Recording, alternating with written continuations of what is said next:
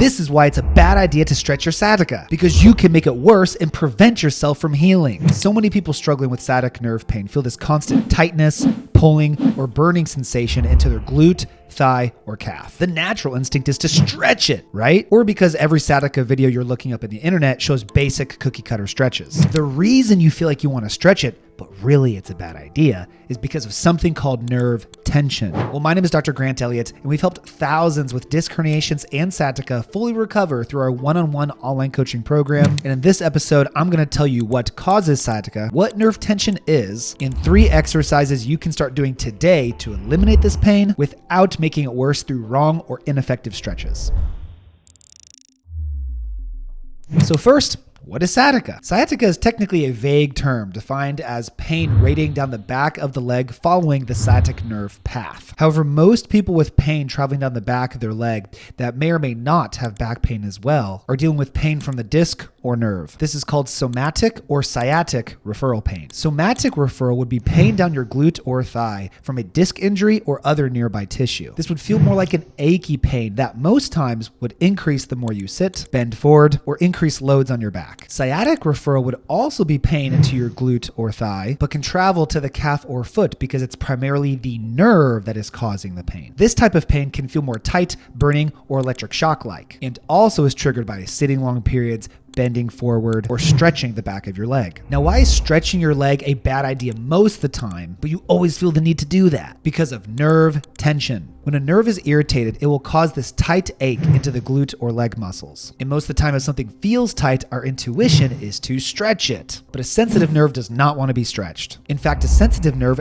doesn't want any pressure directly on it or to be stretched because that can further agitate it, increase inflammation, or stress sensitive tissues that are trying to heal. It's like a rubber band that is stretched too tight and is starting to fray. Instead of trying to relax it and just bring your hands closer, you stretch it further because it feels tight. Not a good approach, right? And this is why tons of people with sciatica get worse when they visit typical physical therapy or chiropractic clinics that take them through basic stretching routines or prescribe incorrect stretches. Now, stretches that typically increase nerve tension or aggravate common forms of sciatic nerve pain are motions that involve aggressively or repetitively rounding the low back, as this will put more pressure on a disc and then will put more pressure on the nerve. Also, motions that stretch the glute or hamstring can put unwanted tension on the nerve and can result in more pain. Hey, real quick, I know you're struggling with pain and obviously want to fix it. So if you just text me the word pain to 317-751-9509, I will send you my free back pain fix demo. Just text that number and you can fix your pain. Thank me later. Back to the show. So instead of going months and months without progress, or even getting worse with the wrong stretches, let me guide you through 3 simple exercises that we have used with thousands of our clients struggling with sciatica just like you, that do not increase nerve tension or disc pressure and have provided serious results. First, let's work your core in one of the most effective ways possible using our dead bug exercise. For this exercise, lay on your back, gently push your lower back into the floor to put your spine in a neutral position and better engage your core. Point both arms towards the ceiling, lift both legs up, maintaining a slightly greater than 90-degree angle at the knee. Now slowly alternate the arm and the leg, taking the arm straight back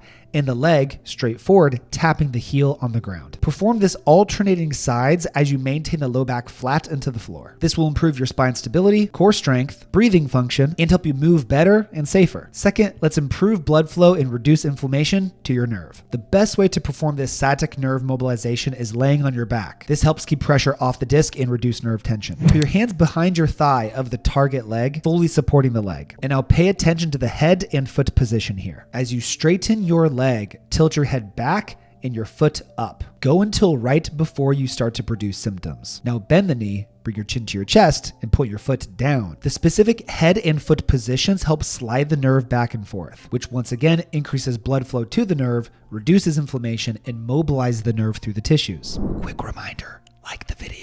For the third exercise, now it's time to reduce pressure off the nerve by targeting the disc. Lay on your stomach. Now rest on your elbows, allowing your glutes and your lower back to totally relax. Settle into this position, and if you start to feel good, begin to perform this movement repetitively, trying to improve the range of motion as you go, eventually progressing up to your hands. This exercise focuses on loading the disc in a way that can immediately take pressure off the nerve and reduce your pain. It may feel tight at first, but if it gets easier the more you do it, then this is the right movement for your spine. This lumbar extension exercise tends to be a favorable motion for most individuals with classic disc herniation or sciatica symptoms. But of course, not everyone is the same and may require more specific modifications in the way that they perform this, or at what stage in the recovery would be appropriate to implement this. Ultimately, these 3 exercises are way better than just trying to stretch out your sciatica, because they will begin to target the most common root issues for your sciatica and aren't just silly stretches directed towards an area of pain. Don't let pain trick you. The location of the pain is not always the location of the problem. Just because you have pain going down your leg doesn't mean there's a problem in your leg. It's typically coming from the back, and you need a process to address the back. But if you're 100% guessing on your own, trying to figure it out by looking up our YouTube videos or looking at all the posts I put on Instagram, then you need a better approach, but I have something for you. Just text me the word pain to 317-751-9509